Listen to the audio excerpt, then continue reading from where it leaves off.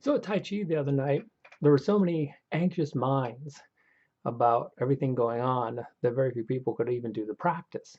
So I wanted to do a video on two of my favorite things.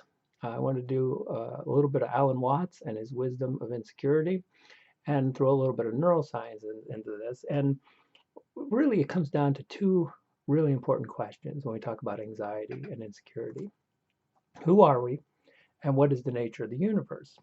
And if we define ourselves as this ego based body, brain, and in terms of the socially constructed ideas of our job and our status and our age and all the things that's been socially defined for us.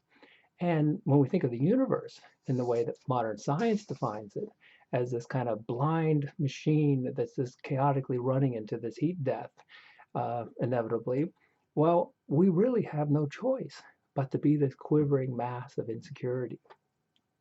And the funny thing about this story is that's the story that modern science is spinning.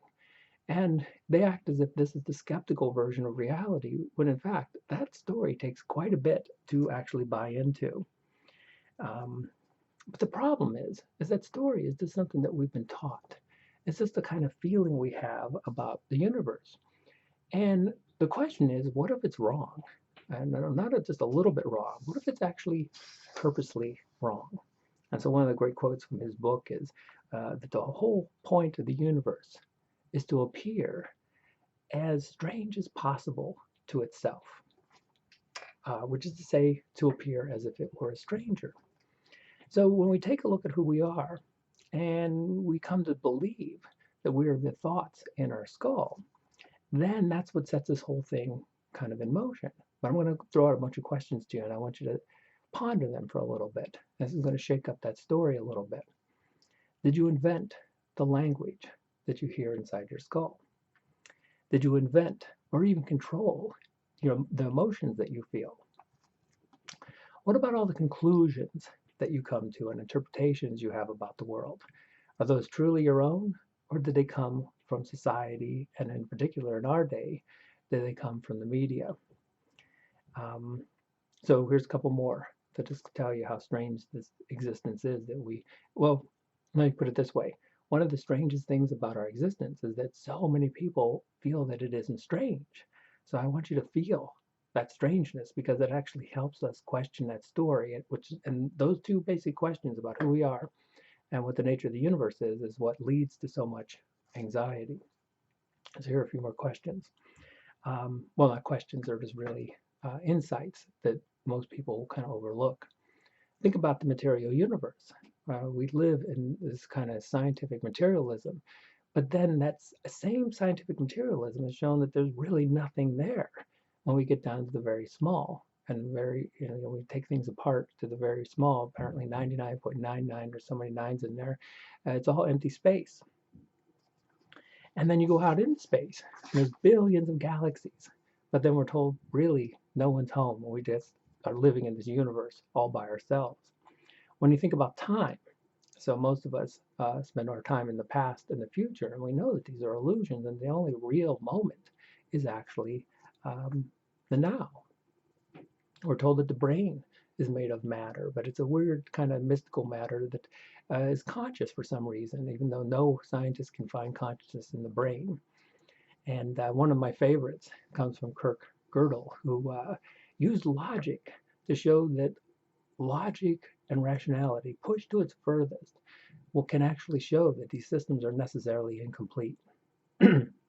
So that's it.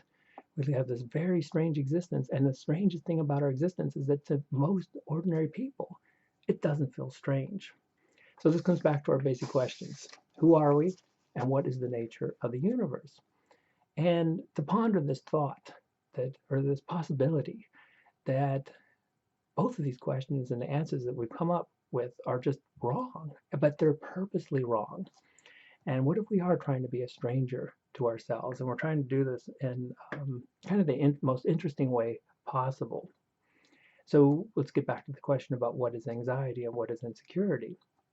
Well, one of my, really maybe my only real insight into the whole game was when I was suffering from extreme anxiety and I had realized that my anxiety stemmed from me not wanting to be anxious. And as soon as I realized that my anxiety was this kind of self referencing circuit. In other words, the more I didn't want to be anxious, the more anxious I was. It kind of clued me into a real big part of the game. And Alan Watts talks a lot about this in his book. The running from fear is actually fear. The desire for security is actually our insecurity. But here's one of the interesting things about this whole game.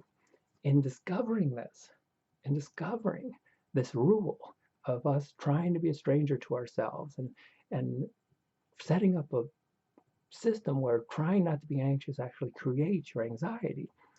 And it's a really a good hint as to the nature of the game. In other words, it kind of lets us in on one of the insights. So when you start to feel that this is just this kind of giant, well, sometimes it's called Leela, this kind of game of drama where we're just really being what we're not, that the ego is exactly what it isn't. It feels like this tiny little me, but that's only because the truth of it is that you're everything else except for this tiny little me. But that's the game, and that's the kind of um, uh, uh, adventure that we're kind of on right now. And so when you start to feel this, you understand, you start to question that basic story of those two questions. Who am I and what's the nature of the universe? And then you start to understand that, like, be enlightened, don't be enlightened.